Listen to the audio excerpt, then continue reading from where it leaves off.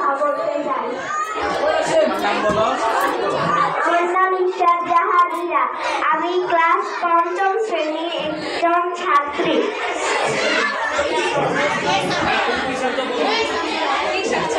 আমার আবু সাইদ কইছে বাজার, আমি যখন পড়ালেখা শেষে চাকরি করবো তুমি আর মানুষের বাড়ি কাজ করা লাগতো না। শুনলাম শহরে নাকি কি গ্যাঞ্জাম লাগছে, ছাত্রগুলোকে পুলিশগুলো নাকি কি গোলাগুলি লাগছে।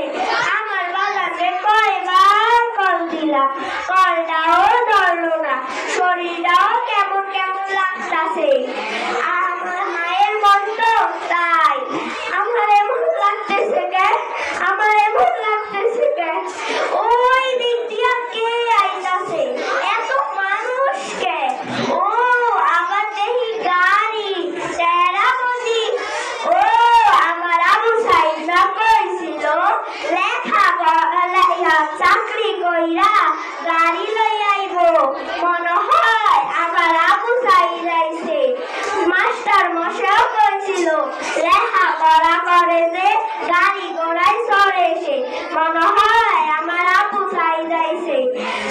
তোমারে না চিনি বাজার, তুমি না আমার আবু সাইদের বন্ধু।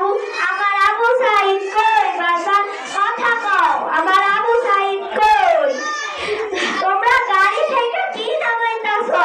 আমার এমন লাগতেছে কে, আমার এমন লাগতেছে কে। খোলো না, খোলো, বাক্সে কি তোমরা খুলবা না তো?